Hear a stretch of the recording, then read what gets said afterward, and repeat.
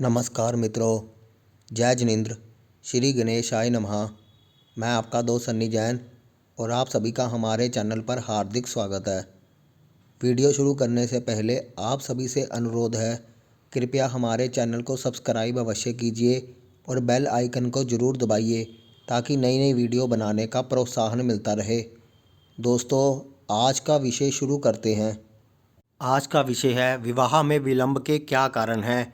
आज की परिस्थितियां ऐसी हो गई हैं कि लड़का हो या लड़की, दोनों के विवाह में बहुत विलंब हो रहा है। ज्योतिष के नज़रिए से आज हम जानने का प्रयास करेंगे कि विवाह में विलंब के क्या ज्योतिषीय कारण होते हैं।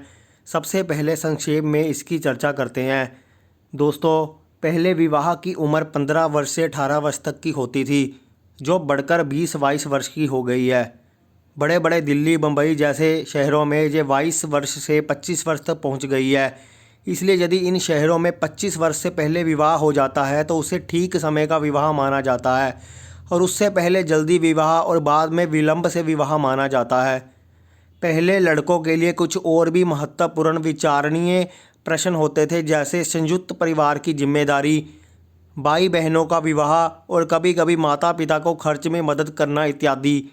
इनके परिणाम स्वरूप विवाह में विलंब 28 वर्ष में हुआ तो उसे सही समय पर विवाह माना जाता है। उससे पहले जल्दी और बाद में विलंब से विवाह मानते हैं।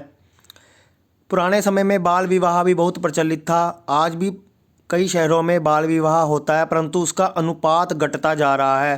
पारंपरिक विवाह करने वाले ज्योतिषियों के पास नहीं जाते, वे अपनी परंपरा अनुसार ही विवाह करते हैं। इसलिए हमें देश काल परिस्थिति का पूरा ध्यान रखना चाहिए। भविष्यवाणी देने से पहले सामाजिक व्यवस्था की जानकारी भी बहुत ज़रूरी है। वर वधू में से एक दूसरे के प्रति अनुकूलता का भी महत्व है।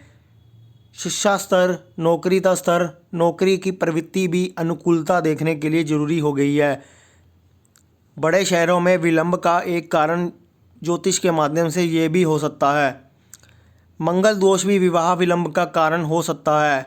शनि का प्रभाव भी जन्म कुंडली में विवाह विलंब का एक कारण बनता है। सप्तम या सप्तमेश से संबंध, द्वादश या द्वादशेश से संबंध भी विवाह में देरी का एक कारण बनता है। विचार करने के लिए शुक्र पर भी ध्यान केंद्रित करना चाहिए, जो विवाह का एक कारक भी है। यदि पीड़ित शुक्र हो, दो पाप ग्रहों के बीच में हो, तो ध्यान दें, यह विवाह विलंब का कारण हो सकता है।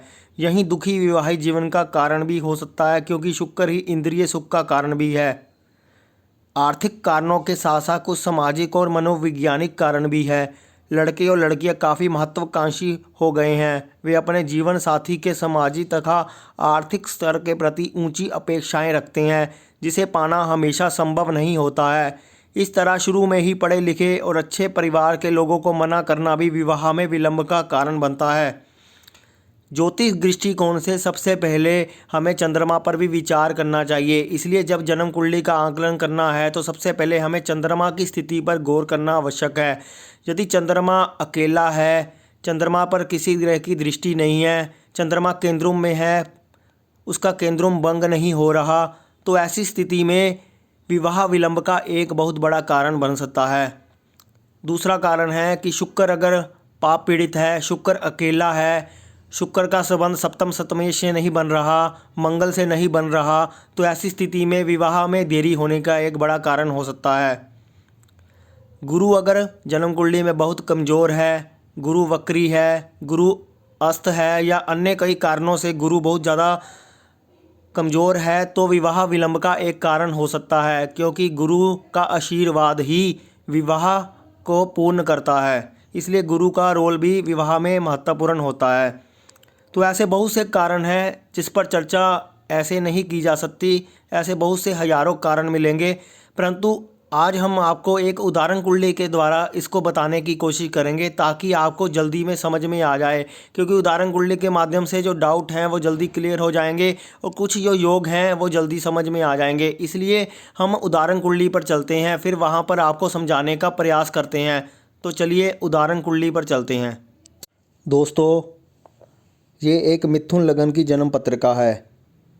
ये एक 41 वर्षीय युवक की जन्म पत्रिका है, जिसका विवाह पिछले साल 40 वर्ष की आयु में हुआ, जो काफ़ी देरी से विवाह होने को दर्शाता है।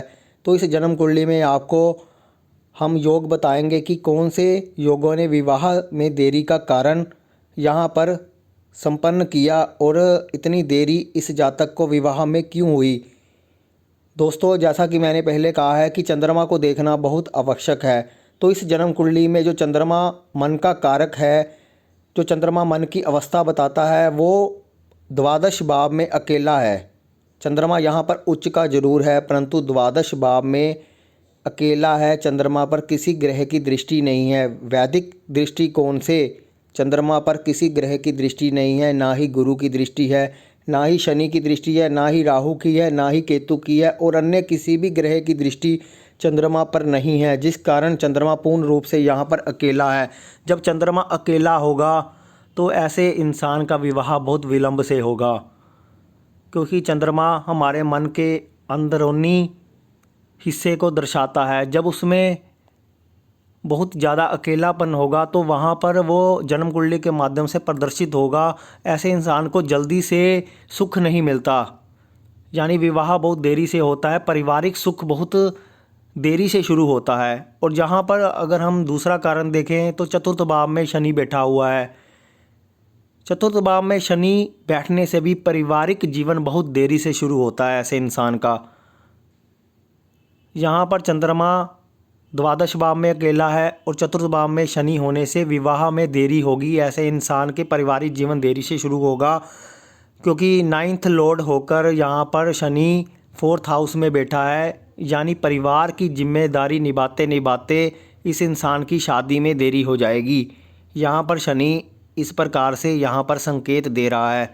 दोस्तों, अब हम यहाँ पर देखते हैं कि शादी का जो कारक है शुक्र, वो सबसे महत्वपूर्ण है। शादी का जो कारक है शुक्र, वो 8वें घर में अकेला है।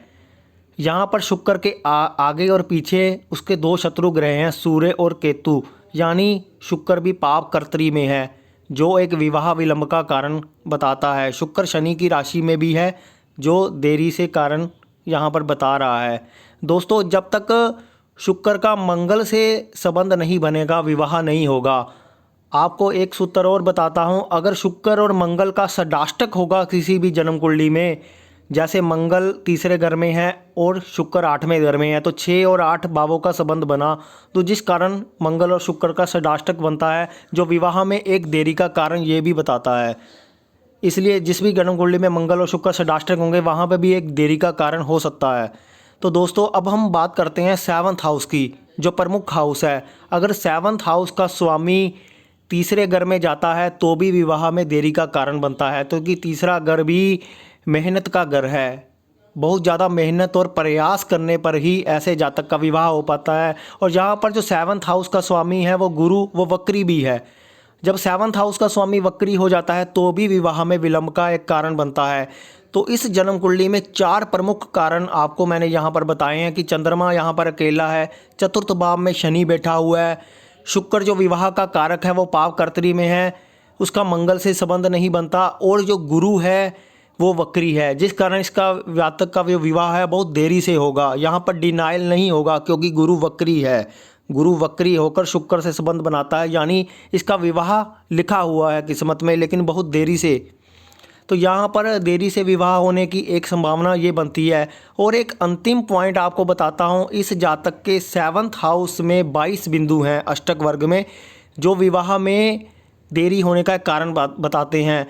जब भी किसी का आप अष्टक वर्ग देखो तो उसके 7th और द्वादश भाव को देखना बहुत ज़रूरी है। अगर 7वें घर में कम बिंदु हो और 12वें घर में ज़्यादा बिंदु हो तो विवाह में देरी होती है। इसके 7th हाउस में 22 बिंदु हैं और द्वादश भाव में 30 बिंदु हैं, जो बहुत ज़्यादा हैं, जो विवाह में देरी होने का कारण बताते हैं, क्योंकि द्वादश भाव में कम से कम बिंदु होने चाहिए।